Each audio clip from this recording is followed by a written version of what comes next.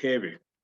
Roland Haeve, quien es el director global de innovación y compromiso, CIO para la práctica de IoT, el famosísimo Internet de las cosas que creo que apenas está llegando a entender en el mundo su importancia y la facilidad que nos va a dar para nuestras vidas. Roland tiene más de 25 años de experiencia en gestión de tecnología de la información. Trabaja en estrecha colaboración con los equipos de socios de tecnologías y ventas globales con respecto a sus iniciativas de ciudades inteligentes, compromisos de socios, investiga el desarrollo de nuevas soluciones, ofertas de tecnología y participa en iniciativas de la industria. Una parte importante de sus responsabilidades es la transformación de los modelos comerciales actuales, ya sean monetarios, intelectuales o políticos. Muy interesante este último punto. En tecnología para fortalecer aún más los objetivos de la empresa.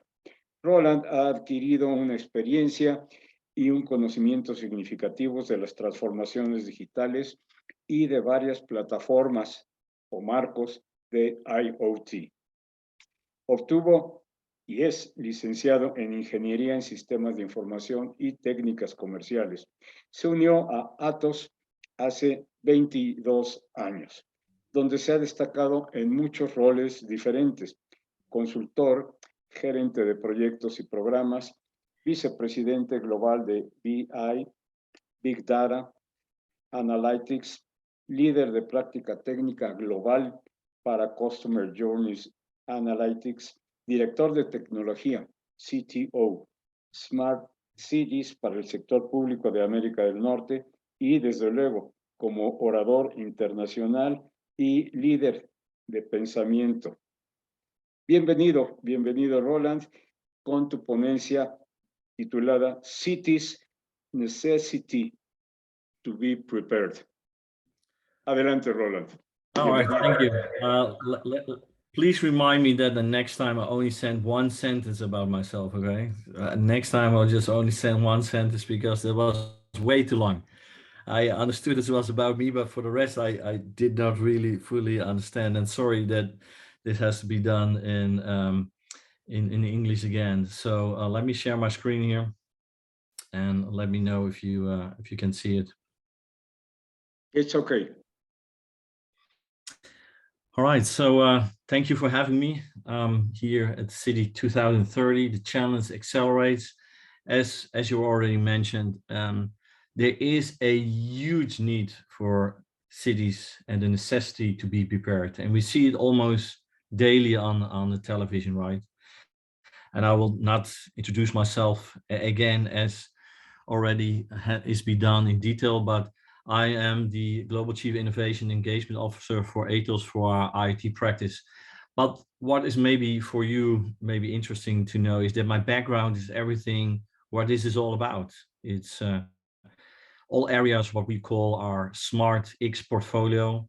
And we heard Ulrich mention that as well. You know, when we talk about cities, it's not only the cities by itself, but all the other elements is related to it. So if we talk about smart cities, we talk indirectly also about mobility, smart mobility, but also now more days as well about how can we look at energy, how can we look at smart facilities, etc. We try at a daily basis to see how we can improve and develop new solutions which could be helpful for cities or maybe people like yourself, which are in this call, to identify what your challenges are and how we can make those initiatives a reality. Besides that, I'm a thought leader and also an international speaker as well. As you maybe can hear, I'm not, I have a Dutch accent, and that's correct because I'm originally from the Netherlands, but I'm based already since 2015 here out of the US, out of Houston, Texas. So I will share some of our examples which we have here in the US. So first, setting the stage, and this might be maybe irrelevant or maybe extremely relevant, but this is important to understand is at this moment in time, cities, especially large cities, are in danger. absolutely in danger. Or at least, let's bring it to more reality, they have so much more challenges to address nowadays, which makes it very needed, a necessity for cities to be planning, preparing, and understand what's ahead and how can we address all these other aspects coming towards them. And of course, 99% of these elements they know, but maybe there's not always known that technology can definitely help to address some of these challenges they are. Of course, one of the most interesting one, also the most worrying one, is our change in temperature from the last 50 years till now, right? And the climate change and its consequences are huge. We see larger peaks in weather issues which we have. We see more drought and more wildfires and trees and forests go into fire. We see, ice caps melting down. We see more flooding. All these elements is also elements where cities have a huge participation in, and they have to understanding how can I cope with it? How can I address it upfront and not every time when the situation happen and have the same learning curve over and over again. And there are many examples out there. We have here Ian passing by through the Caribbean over Florida part, and you see that these hurricanes and other natural disasters can hit very, very hard, even though that lives are taken away by that. On the other hand, we see also after such an aftermath, there's also possibilities to recover, and that gives also, how hard it even sounds, possibilities as well. We hear that at least in Florida, 40 to 50 or $60 billion only on insured coverage has to be paid out for all the damages which has been done. Unfortunately, that is not always enough. We see this happening, all these natural disasters and other things throughout the Caribbean. And when a hurricane or storms pass over, or even earthquakes or whatever happens, they need a lot of time to recover. And when they recover, a new disaster will happen. But where there's disasters, there are also opportunities there to put this money back into these regions and see how we can help, not only learn from it, but also to make things better as well. And these would be elements which will be shown on a daily basis in the news, but should be also in the back of our mind. How can we be better prepared for that, right? And the preparation is always upfront. The learning curve is always afterwards, and there's big panic in between when things happens, right? Another aspect which endanger our cities as well is population growth.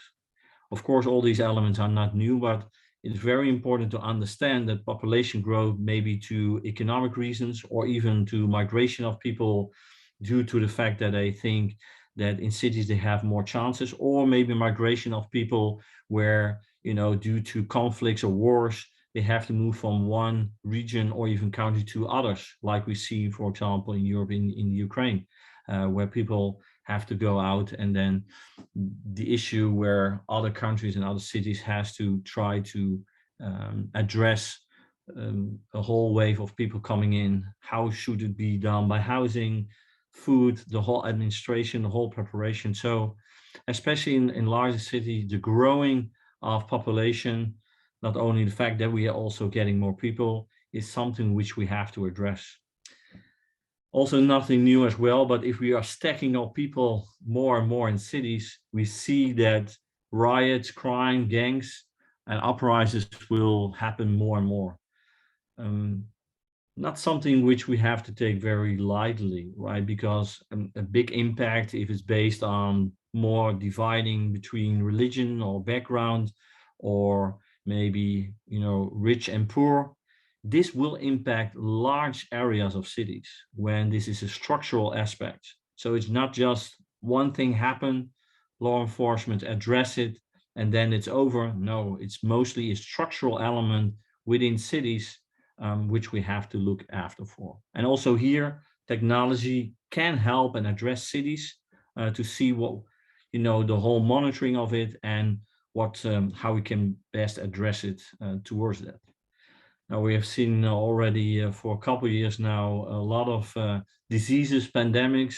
I will only mention COVID once, but we see chickenpox, but also normal large flu pandemics are there as well. So the impact of diseases, how it will spread to the world, spread to cities, is something which have to be prepared for it as well. And the impact of that is also huge, right? Will in a certain area of the city, how many people will come into hospital? Are we talking about dozens, hundreds, thousands, or maybe even hundreds of thousands?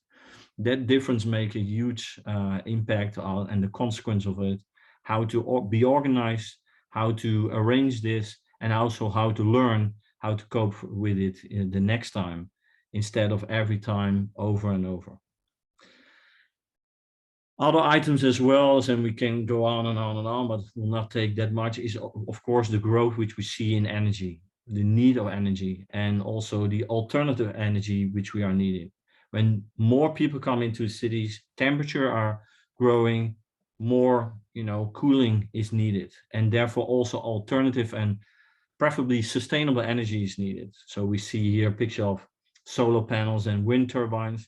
This is something where cities, and also in the region where it is in the countries, have to invest largely in to even cope with the demand. And this is not something which we have to take lightly, but it's something which has to be addressed today, right? Same we see for infrastructure. When more people come into the city, and let's say everybody have 1 or 1.2 cars on average. An example is in LA, and maybe you can see the pictures in front of you, where we have, the 2x10 lane highways. But if you put a lot of cars in it, it will get traffic congestion, right? Traffic issues, pollution on the areas where these cars are in. And of course, irritated people who are not able fast enough to move from A to B, and vice versa. Also, technology can help there as well to maybe diminish accidents between cars, where cars maybe can talk to each other, vehicle-to-vehicle communication, or vehicle to surroundings, V2X, maybe with traffic lights or parking systems where they know where they can even park the car. So the infrastructure is mostly based on what the need was 10, 20, 30, 40, 100 years ago, right? But now we have to adjust that, but also see how can we bring other elements in there to make that happen. The same for food, distribution of food, waste management. All this aspect make that cities are in more dangers, getting more challenges, and the challenge has to be addressed. And again, technology can help there. So the preparations for these investments are a must. Mostly not all the money come from cities, of course, come from local governments, other kind of investments which are available to make sure that cities are be able to get this addressed. But one item is something which is hitting our whole globe, the whole earth, is our global urgency for net zero. Because the change is now, right? It's we cannot wait for tomorrow. If we are not bringing our carbon preferably to a net zero part, and we see that our temperature will grow from 0.5 to 1.5 degrees Celsius, we have catastrophic issues for to avoid for our climate and what the impact for our cities will be. Important is that energy is a huge dominant contributor in that. It's around 6% of our efforts, which is not only the use of energy, but also the contributor for our greenhouse gas emissions like CO2 or our impact on our ozone, etc. So all the gases which are out there, which radiate the energy by absorption to for us the absorption or the reflection of it. So very important element. And but as mentioned before, when there is issues in climate or whatever, it also gives opportunities at the same time as well to see where we can help cities in this regard.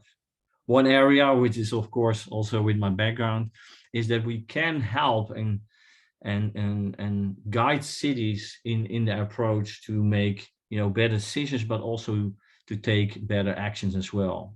This could be done from research and innovation, and there's a lot of emerging technology out there, which then brings to improvements or even complete new solutions, where we can predict flooding. We heard Ulrich already talk about an example in one of the cities. How can we make that prediction better? And if something will happen, a hurricane will come up, maybe you can have early warning systems there, which can guide people and say, better park your car outside these areas, fled to these areas, or maybe far away from the city, or other activities which could be there. So there's a lot of way where technology again is a driver and accelerator for this.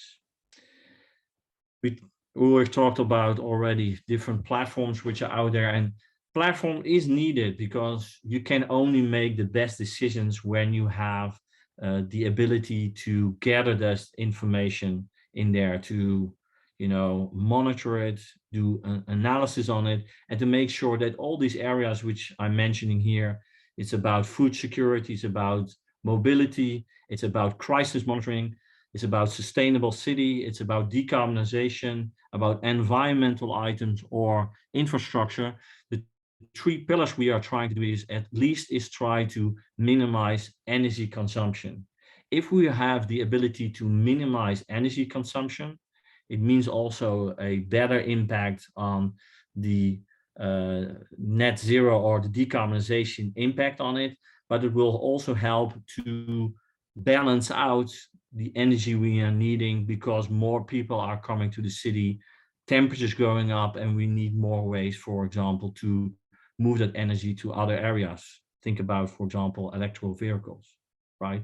So there's always a balance there where we can see sustainable environment use cases, decarbonization, cost reduction, and investments. And all these topics have to work together. We see here some of these data sets which are available, for example, in temperature, where we can see how is the temperature going on in a global perspective. How are heat islands or areas within the city where the temperature is going up? Maybe because a lot of traffic is combined in that area. Or in vegetation, how can we predict or try to see if smoke is already coming up in forests, by using, for example, drones which have computer vision and camera, and with computer vision on this, if they detect smoke, that actions and decisions can make much faster before fire will erupt and the impact on wildfires would be there.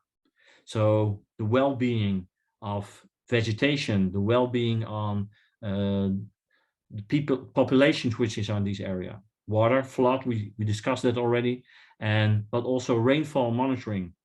Iron is a good example. Not only the water surge which came in from the sea pushing inland inwards, but also the lot of amount of rain which falls down will have a huge impact to see how we can address that. I live in Houston, and it's one of the areas where I have to say there's not a lot of the right investments made to deal with a lot of water. So there's not a lot of way to reroute water, to have underground water systems to have that, to move water from one area to another. And if that's not possible, you see big pockets where we unfortunately also build houses as well, will always be in a danger zone to get flooded. And we have multiple floodings here in Houston, and every time these houses flooded, rebuilt, another flood, rebuild, etc. This is not the way go forward. If you want to be very constructive in the way of dealing with these challenges, these dangers which cities have to cope with, you have to bring other ways to solve this. And again, technology also here can help. Air quality, all the different air qualities which is there, how can we use that, but also use that information and greenhouse gas information to avoid heat trapping, but also to see how air quality and the status of the area where people are living are affecting their health. For example, respiratory diseases, which is out there. And this is what we're trying to address. I would say if you are interested, take out your phone. We see an app which we are created called Terra 2, where we have bringing all kind of information, most of them satellite information, also coming from Mooney services, which are available there to have a look how different emission gases, temperature rising, mostly in real time, is evolving. So take your phone, go on the QR code in the right-hand top corner, use your camera and scan it. It will and bring you to your way to download the application. And if you download this application, play a little bit with it, it will allow you to see what's going on in the world and maybe in your own areas where you live. And then see how that will affect, health situations, etc.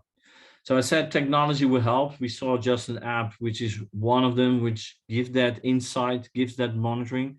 But we also have other areas where that's used.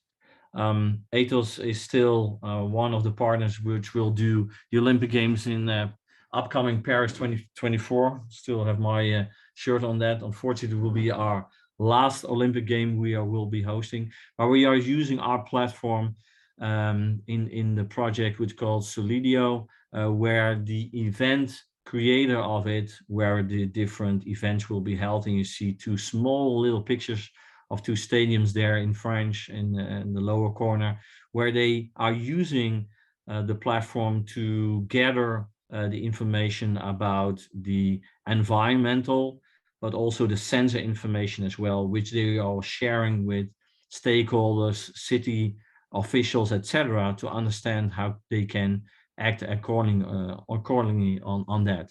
But also there within the same platform, also if there are different issues going on, incidents or other aspects which can impact now the preparation of the Olympics, but also during the Olympics, it will have what is called hypervision, a real-time alerting system to share that information. So it will bring in a platform all the data together, where if there are certain things happening, give that insight immediately to all people who are involved so that they can address those. Another one which we create is also with the University of California. We see some of the logos here on the right-hand corner. Is if we understand greenhouse gases better, we can also understand where that impact will be on health. So we are using the platform as well to give insight into carbon emissions based on those data, and then make sure that we are sharing that to understand how it evolves, but also how we can monitor it and how it has an effect on its environment as well. It could be on food supply disruptions, maybe crops will die in certain areas or will be less productive as well. That will give us indications how we can and should act for now and in the future to make sure that these impacts will be diminished as much as possible. Buildings. So if we take cities and we zoom in on the buildings as well, buildings could be office buildings, it could be campuses, could be any kind of facilities which is out there. Buildings take a lot and use a lot of energy, and even energy which is not always needed. For example, think about your house. Maybe you have a 2-story or multiple story house. In the daytime, you mostly live, on one floor, mostly the downstairs floor. Do you need always your air conditioning to run in a certain low level in the higher floors? No, probably not, right? So if we are able to potential gain energy within buildings, and we have technology like sensors which can act automatically based on energy which is used, could be light, could be cooling systems, could be other aspects, Technology can help you to address that and make sure your energy consumption is getting less, which is always good for your wallet, of course. And energy prices are getting higher and higher, but it will also help to bring down and be useful towards decarbonization and go to a more net zero goal. And that is something where technology comes in as well. We can benchmark based on historical data. We can see real-time information from IoT devices, and we can see how we can optimize where energy is used in buildings. And if we do that with all of us, it will have an enormous impact in a positive way, how this is be used.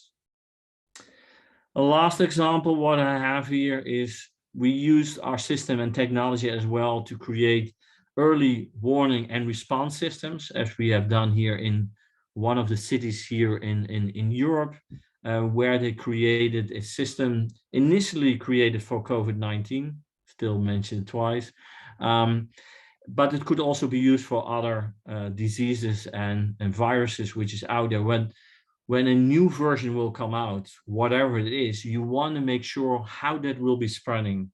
How can you cope it? How can you retain it? Which areas have to be activated for, high level of people who are getting sick? Which people or hospitals has to be activated, or which other additional locations? All this information based on information in the past, information which is coming in, will help to make sure that cities can act and make decisions in the best way possible.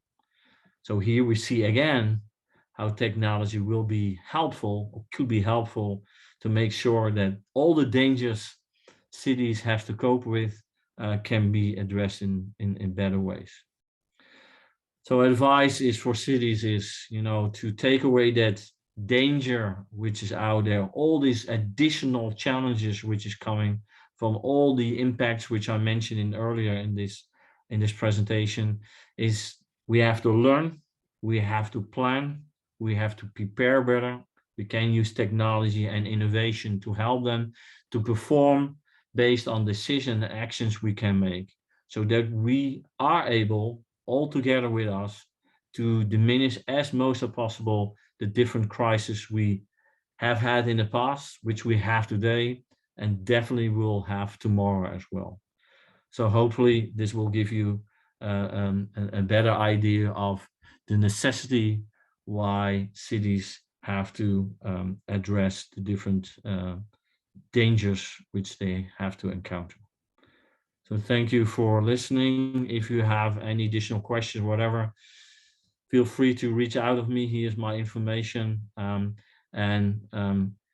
If we have time and I stop sharing, I can take any additional questions. Thank you very much as usual, Roland. Quite interesting your lecture. And what can we say?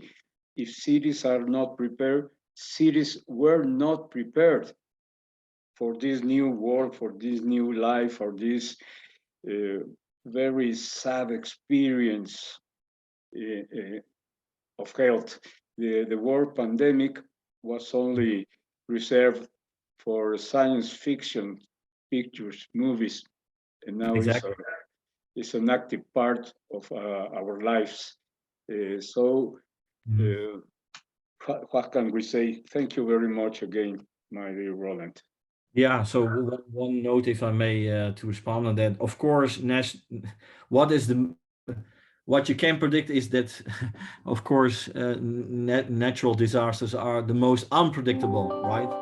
But you can still plan and prepare for them. And if things happen, and maybe a certain disaster was not happened in the past, we can still learn from other areas in the world, or what we have encountered worldwide, to see how we can make things better for now and the future. And some areas we have to do it, because if we don't do it, the impact will such big that we are maybe not even be able to live in these large quantities with so many people on this earth. And that sounds dramatical, and maybe that is, but it's very important that we are realizing that we have to do something. If it's maybe not for us, and that's maybe some philosophical as well, then at least for our children and our children, right? And I hope that what we hear in these kind of events can at least establish is the fact of the awareness for it, and that we have to invest, and that all of us can address it, even if it's small. And that's at least a start which we have to make. And because most of people here in the speakers are within technology as well, we see that technology is an accelerator and driver to help to achieve that. So hopefully that was interesting enough. Okay. Any other questions, maybe? If you have an additional minute, my dear Roland, please check the question and answers chat. There's a question, a very interesting question from Victor Ortega. The last one.